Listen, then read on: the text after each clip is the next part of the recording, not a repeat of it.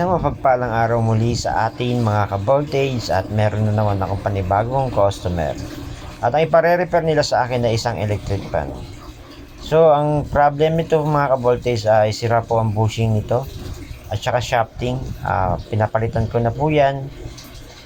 Bumili po ako ng panibagong bushing at saka pinapalitan ko na rin po yung shafting niya. So, yan, ikakabit ko na lang po yan. So, ituturo ko po sa inyo kung paano magkabit ng bushing.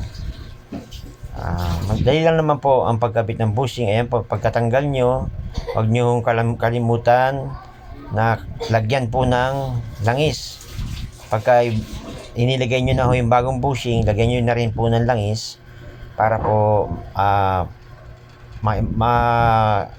kasipsip ng langis yung foam. Kasi may foam po yan sa loob parang istaka niya ng langis.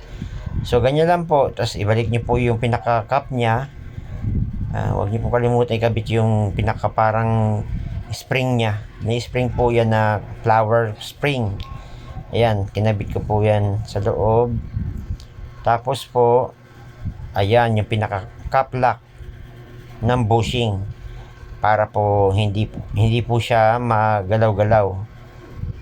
Yan po ang pinaka-lock niya. Tapos kung may tubo po kayo na saktong-sakto lang po doon sa mismong cup niya or doon sa may cup sa pinaka-base ng electric fan para hindi po kayo mahirapan magkabit na at lapat na lapat po. Ayan, napakasimple lang po pagkakabit ko. Kasi pag wala po kayong ganyan, mahirap pong ikabit yan. Masisira po yung pinaka-cup lock niya. Yan, nilagyan ko ulit ng langis yung bushing niya. Tapos yan, i-assemble nyo na lang po yan. Mura lang naman po ang pagpalit ng bushing. Kung bibili po kayo is 15 pesos lang. Tapos yung shafting nya is 40. Tapos sila na ho magkakabit dun yan. Sa mga binibilhan nyo ng ganyan, sa mga parts po ng electric fan supply. Ayan lang po, ikabit nyo lang po na, ikabit nyo po yan ganyan. Tapos yung dati nyang washer, binalik ko na rin po.